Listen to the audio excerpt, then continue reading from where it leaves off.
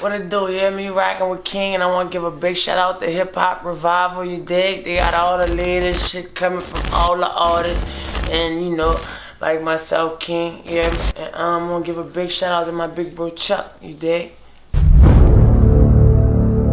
Fuck with Chuck, nigga. Fuck with Chuck, you in luck. Fuck with Chuck if you want the best shit. Explain who you are for those who may not know.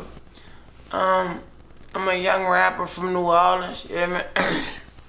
I moved to Atlanta when I was 19, making 20 about 2.5 years ago.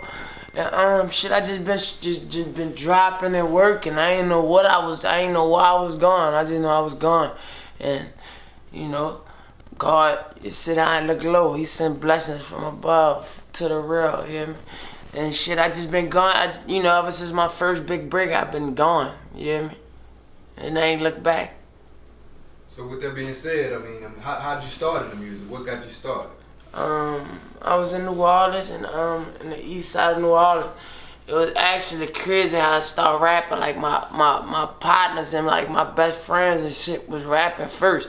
I was always like, you know, like the wild little nigga who always fun, wanna have fun and shit. But I was actually playing basketball in high school for my first grade. I'm in my first year of high school at Warren Easton.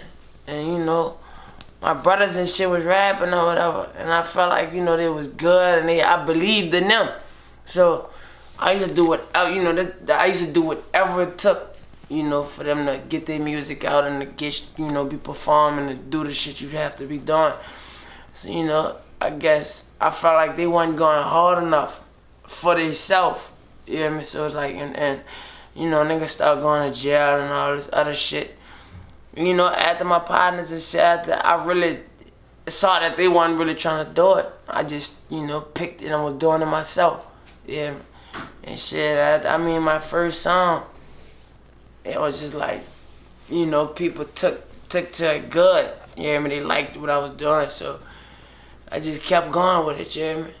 And I was about 16, 15, making 16, in the midst of having my first child, trying to fucking learn life, trying to figure out what I really want to do in life. Yeah, my first year of high school. And and after, you know, the rap picked up for me. I ain't quit basketball quit me. You hear me? Type shit, like, I ain't have time for it and all that. You know, I kept getting fucked up in school and shit, so my coach them told me, you know, shit, I ain't making a cut out. They feel like I'm not ready. And I knew I wasn't ready, so you know, I just ran with the music and was rapping about everything I was doing and seeing at them time. With that being said, I mean, that definitely speaks on your commitment to whatever, you know, to your coaches. You know, it's probably not that you didn't have a commitment. It's just you had other things planned for yourself. You know what I mean? Sometimes it's like that. You know, like you say, basketball quit you. So speaking of that, and speaking of everything you went through as far as in New Orleans, your upbringing, you know what I mean, having a kid, you know, doing music early, you know, what's life like coming up in New Orleans? You know, what's the real life like coming up in New Orleans? New Orleans, it ain't wet, you know, and no disrespect to Wayne them. They weren't really down, you know, he was already rich.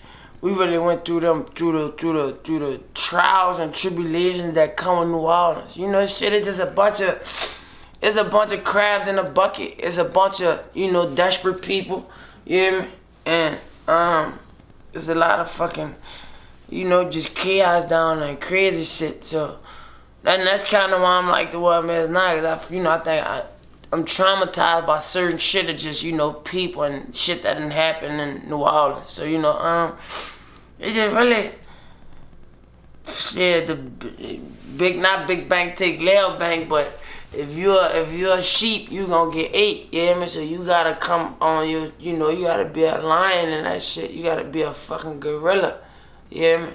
And shit, it's just that life just, you know, New Orleans, so crabs in the bucket. What brought you to ATL? You know, coming from New Orleans, what made you come here versus trying to, you know, get your fame or, you know, do your rap thing just coming strictly out of New Orleans? Cause the world should know this. New Orleans is too small. You hear me? It's a unique place. It's unique, you hear me? But it's small, so you're gonna be rapping to the same people for 5 years, you hear me? You done fucking touched the whole city, so you know, it ain't no expanding. So I love to expand and really to see more. You hear me? Because once I was just down there, was like, you know, you be stuck in a box, you be stuck in a cage. You hear me? You be, you know, you rap out what you see. You hear me? I want to learn more, see more, do more, and expand my brand, me and my brother brand. You hear me? So I just, you know, I felt like Atlanta was the perfect place, and it wasn't too far from my city, so I always could go back and, you know, see my people. I'm just coming back, and I'm in the same clothes I was down there. I really went to sleep for like 2 hours, you hear me? But, you know, so I just felt like Atlanta was one of the perfect places for me to expand what I wanted to do. Well, it sounds like you got a nice recipe for what the music game is all about, you know what I mean? As far as the grind, as far as like what it takes, as far as like, you know, taking yourself out of where you might be and, you know, taking your brand to another level. How did you get big on the internet? I mean, speak on that, because coming from New Orleans and then hitting Atlanta, how did you access, you know, your whole internet fan base? It was just once you working for something and people see you really striving and, you hear me, you serious with it, you know, it come with it, you know, serious shit that come with, you know, I was just grinding. I'm still grinding, you hear me? I was, you know, shit, I just was working hard and was dropping my shit. Like, I was so ready, you know, I was not desperate, but I was so determined that I was so determined to be what I wanted to be. I was recording in my closet, you hear me? Like the first, like Blooders, my song Blooders on YouTube right now. I recorded that song myself, engineered, mixed it myself. It was in my closet, you know, with my clothes and shit. I used to have to push my clothes and shit out the way to sit the mic right there. And I was, you know, I was recording on my own. And shit, I was just building up my shit and just ready to drop, you hear me? And the first video I really dropped on my own, like shot it how I wanted to shoot it and did it how I want to. It went up, it went crazy, you hear me? And you know, them trying to compare me to people, so, you know, you know, good publicity, bad publicity is all, you know, shit, it's business at the end of the day. So, you know, I was just working and just, you know, looking at the top, trying to get there. One Rambo was next to me and, you know, shit, I just tunnel vision like Kodak. That's a nice recipe for success, no joke. That's just that approach in itself to anything. You know what I mean? You can provide that working at McDonald's or shooting ball, you know what I mean, or rapping. You put some of that into it and you're gonna succeed. You're gonna at least fall. You ain't gonna fall too short of it. Yep. You know what I mean? Exactly. Did you expect such a big reaction from the people when you first started, you know, promoting yourself? I mean, what was your thought process? I ain't expect nothing. I ain't know what was gonna happen. I ain't know, you know, I just had faith in myself and I know God real, you hear me? So, you know, if you know, you talk to him, I talk to God, I be praying and shit, and he answer my prayers through life, you hear me? So, I just was working, big bro, and striving to be great, and we striving every day, but at that time, I'm hungry, but you know, I wanted it. Yeah. So speaking of that, I mean, you're a big fan of Young Thug. I mean, has he ever reached out to you? Has he ever chopped it up? Have you ever ran across each other in any type of setting? Yeah, he reached out to me a couple of times, and you know, he followed me on Instagram. He DM'd me all kind of, you know, just trying to talk to me and holler at me. But I feel like the people who was around him and the people who was around me try to make it a beef when there was never a beef. I always love, you hear me, what the fuck, you know, if anybody striving or anybody who trying to better themselves, I'm fucking with it, you hear me? And bro bettered himself, you hear me? You saw his story and you saw, so I always had the highest respect for Big Bro. And the situation with him and Wayne and all that, how he handled the situation, I loved all that. But we never really sat down to talk because it was always too much going on. But yeah, he reached out to me a couple times. I remember one time at La Cora, the club La Cora in Atlanta on Metropolitan. I had just did a show there like 2 days. before he popped up, and he was asking people, you know, like, do they fuck with me and shit, and they wanted me to pull up. They wanted me to come to the club, him and his daddy, but I never. It just never happened how I was supposed to. Shoot, speaking of you know, stuff that happens, you know, just out the blue, and I guess we're gonna have to go there. We seen footage of you fighting in the mall and stuff like that. I mean, it's a hard going places. It's already hard going places as is, a young black man, but it's a hard going places with your fans knowing, you know, seeing you all on social media, and just, you know, trying to live your day-to-day life, and, you know, getting into shit that typically, you know, we all get into. Yeah, I would say you gotta move different, and you know, I learned that through that situation, you know, like, cause we ain't worrying about what nobody say. I ain't no holding me. I pull up everywhere by myself. You hear me? If I'm not waiting. So, you know, I go everywhere how I want. You hear me? And that situation, it just showed me to move better, move with your team, and you gotta structure the way you move. Cause if my people was that, it would have been worse, way worse, and I probably wouldn't even be talking to y'all right now, cause I'd be fighting a fucking murder charge and dumb shit. But, you know, they just showed me how to move different and be smarter, you hear me? And it also showed me how to shit harder on nigga, cause, you know, they let me know. It said, like, they got haters out here. Haters don't want to see you do good. So I'm gonna give them everything they don't want to see, you hear me?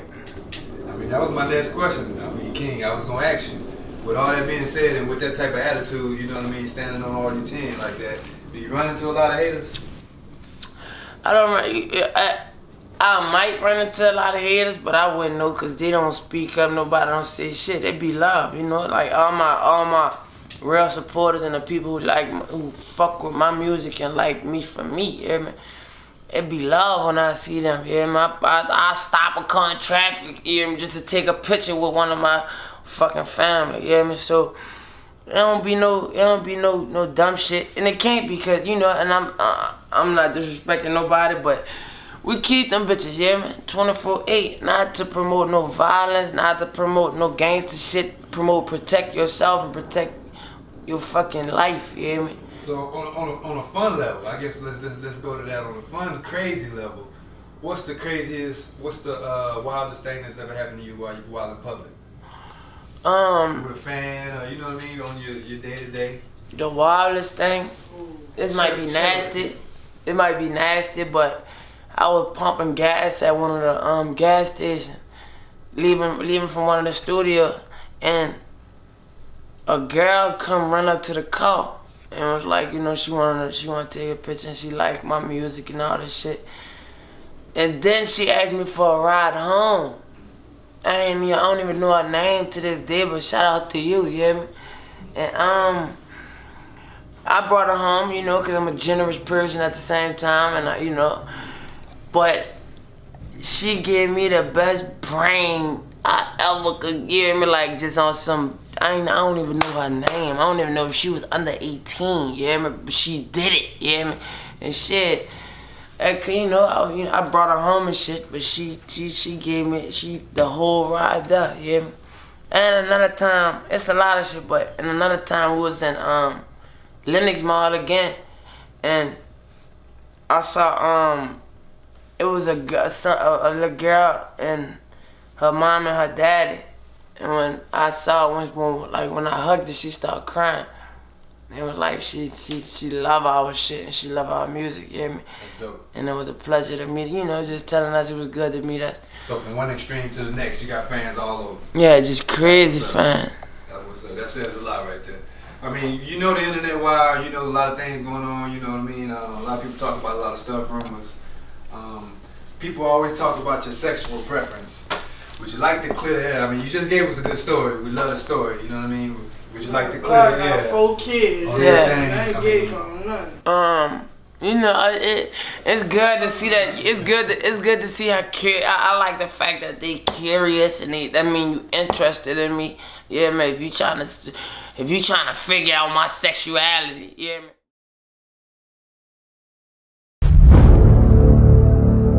Fuck with Chuck, nigga. Fuck with Chuck, you in luck. Fuck with Chuck if you want the best shit.